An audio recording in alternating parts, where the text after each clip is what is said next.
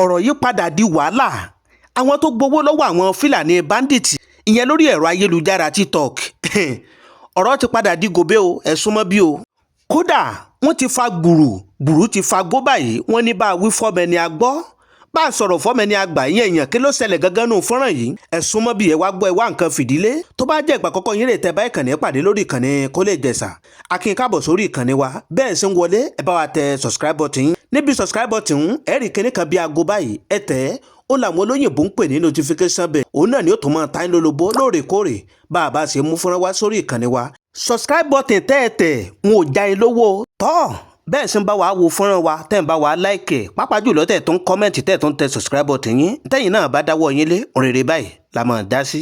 àní ṣìṣe àní lùgbàdì òfin ìjọba orílẹ̀-èdè Nàìjíríà bẹ́ẹ̀ ni wọn ò ní fọ̀rọ̀ wa ṣàríkọ́gbọ́n o. ẹ má gbàgbé àdéhùn wa náà là ń múṣẹ pé gbogbo nǹkan tó bá ń lọ káàkiri gbogbo àgbáláyé láàmú mú wa lọ́lọ́kan òjọ̀kan sórí ìkànnì wa tẹ́yìn náà tẹ́ mọ̀ fojú ara yín rí tẹ́sí mọ̀ fi etí ara yín bọ̀ tọ́ ẹ má wàá jẹ́ ń dènà pẹ́nu o ẹ má jẹ́ ń gbà yín lákòókò wọ́n ní bá a bá débi iṣẹ́ ṣíṣe là á ṣe àríṣẹ́ mọ̀ ṣe àgbà ọ̀lẹ́ni fọ́nrán náà rèé ẹ jẹ́ ká gbọ́ bó ṣe lọ. ẹ̀yin ọmọ Nàìjíríà jẹ́ ṣàánú mi o ìjẹ́ kátàwọn bá ní ti ṣe giveaway ní láìfù mo gba wọ́n fún mi lówó ìjẹta ẹ̀ wọ́n fún mi ní 10,000 naira after that mo receive owó yẹn àárọ̀ àná yìí mo wá receive message wọn ní email mi ẹ jẹ́ gbà mí o ẹ̀yin ọmọ Nàìjíríà gbà mí o ẹ jẹ́ gbà mí o máa fún ọ lówó padà tó test mi o máa fún ọ lówó padà o àwọn tí mi ti ṣòwò gbà láyé mi.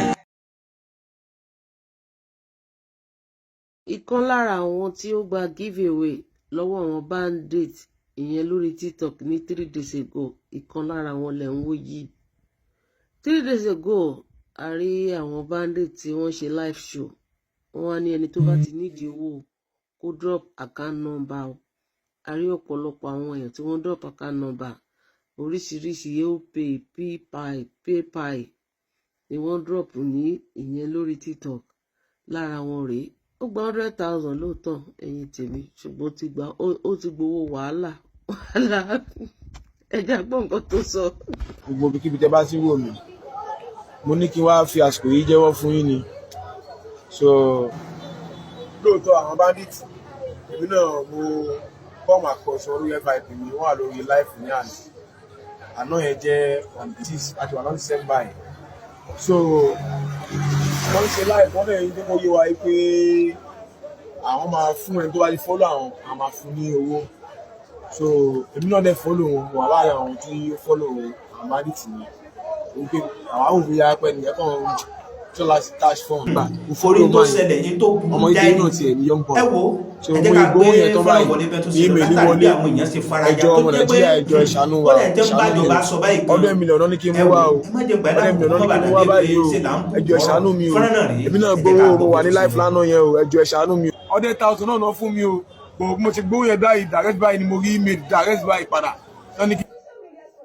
I know the DSS will not be happy with this video I want to do now because this is for safety, for your own safety. You see those bandits doing live stream on TikTok and people are collecting giveaway, giving them your account number, they are crediting you. You don't know what they are doing to yourself. It might not be today, it might not be tomorrow, it might not even be next tomorrow, it might not be this year, but I guarantee you one day, the DSS, the NIA, the DIA will do a tracking of terrorist sponsor, of terrorist finance, and they will link it somewhere one day that account sent you money, even if it's 1 naira, even if it's 10 naira, even if it's 10,000 naira. Or maybe you want to leave the country at the airport, they now flag, they've already flagged you, no. So for you going to TikTok, you go and collect giveaway from bandits. You can collect giveaway from bandits. Then they give you giveaway, they paste your hazard. Don't because of temporary pressure. I don't TikTok app. Because of now you don't get money, you go to set yourself up for future disaster. What's all those transactions what they do? You go to collect giveaway. You they collect giveaway from bandits.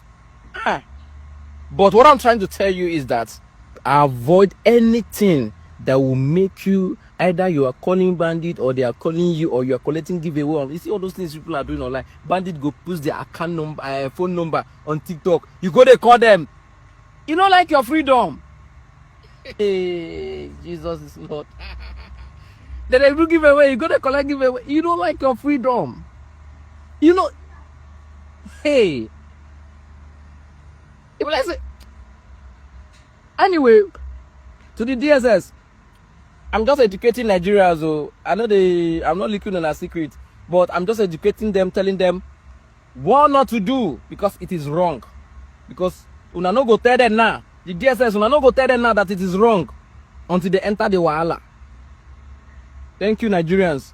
If you have done it before, go and ask for forgiveness or go to the police and report yourself. Say, see what you did, or see what you did, or let them exonerate you from this. I mean, let them clear you from it. But if they have ever sent you money, you go collect giveaway from bandits' account, you are not free. You are just moving with a long chain. The day they need you, they draw you. Ẹ̀yin èèyàn látàrí àwọn tí wọ́n gbowó lọ́wọ́ àwọn afẹ̀míṣòfò lórí ẹ̀rọ ayélujára TikTok ẹ rí pé lèyí ti wá gbẹnu tán báyìí. Wọ́n ti fa gbùrú o, kódà gbùrú ti fa gbó báyìí látàrí ní tẹ́ dáwọ́ wọn lé. Wọ́n ní kódà bíjọba àpapọ̀ bá ṣe tán láti ṣiṣẹ́ wọn, gbogbo wa láti mọ̀ ìjọba orílẹ̀-èdè Nàìjíríà pé tán bá ti ṣetán láti ṣiṣẹ́ wọn ní tòótọ́ ọ̀nà àrà náà wọ́n gbé iṣẹ́ náà gbà. Kódà wọ́n sọ pé bí àwọn èèyàn ṣe ń gbowó náà tán bẹ́ẹ̀ ni ń rìsífù mẹ́sẹ̀jì ní email wọn látàrí pé gbogbo ibi tí owó àwọn agbésùnmọ̀mí tó wọlé sí àwọn náà ti lọ́wọ́ lórí ọ̀rọ̀ agbésùnmọ̀mí wọ́n jọ ń pín owó ni. Àmọ́ ní ṣìṣe àní tọwọ́ bọ tí ó padà pa wá lára o. Kódà wọ́n ti wá ní ọ̀rọ̀ yìí báyìí ó ti kọjá abẹ́ o tó sì jẹ́ pé ogúnlọ́gbọ̀n àwọn èèyàn tó gbowó lọ́wọ́ àwọn afẹ̀míṣòfò lórí ẹ̀rọ ayélujára ìyẹn TikTok wọ́n ti bẹ̀rẹ̀ sí ní kẹ́gbàjarè sórí ẹ̀rọ ayélujára o pé kí àwọn ọmọ orílẹ̀-èdè Nàìjíríà gbà wọ́n o pé ní tòótọ́ làwọn gbowó lọ́wọ́ àwọn Fúlàní bandits látàrí ẹ̀rọ online látàrí online tí wọ́n ṣe tí wọ́n sì sọ pé kólúkálùkù mọ́ pèsè àkáǹtì ẹ̀ ṣùgbọ́n ọ̀rọ̀ ti bá bòmíì yọ báyìí ó ti gbẹnu tán wọ́n ti fa gbùrù ti fa gbó o. Kódà ọ̀rọ̀ náà ti di bóòlù yàmẹ́ báyìí ẹni orí yóò dilé. Ẹ̀yin èèyàn ẹ jẹ́ ká máa ṣe pẹ̀lẹ́ o àní jìjà oníyà o torí pé àwọn tí wọ́n gbé wọgbó tẹ́ ń gbowó ribiribi lọ́wọ́ wọn bẹ́ẹ̀ ṣe ń pa wọ́n ọ̀pọ̀ àwọn tí wọ́n fi sílẹ̀ ó ní bẹ́ẹ̀ ṣe ń gbowó lọ́wọ́ wọn o àní gbowó ọ̀ràn o. Ẹ jẹ́ ká máa fèyí ká máa fi ṣàríkọ́gbọ́n o bó bá tó ṣe ń lọ lórí ọ̀rọ̀ àwọn tí wọ́n gbowó lọ́wọ́ àwọn agbésùnmọ̀mí ní TikTok àtúmọ̀ gbé sẹ́yìn èèyàn wa létí. Ẹ wo ní tẹ́yìn náà bá dé lérògbà tẹ́ fẹ́ sọ sí fọ́nrán yìí ẹ jẹ́ ká máa gbé èròǹgbà yín lábẹ́ kọ́mẹ̀ǹtì wa ẹ̀yin ọlọ́gbọ́n èèyàn ẹ̀yin amòye èèyàn lórí ìkànnì Kúnlé Ìjẹ̀ṣà. Ẹ má wàá gbàgbé bó bá tó jẹ́ ìgbà àkọ́kọ́ yín rè tẹ́ bá ìkànnì pàdé ẹ má bá wa tẹ subscribe button yín. Subscribe button tẹ́ẹ̀tẹ̀ wọn ò já yín lówó ṣùgbọ́n kẹ́yìn náà kan tó lè mọ láǹfààní àtòrí ọ̀fẹ́ bàbá tó ṣe mú fúnra wá sórí ìkànnì wa.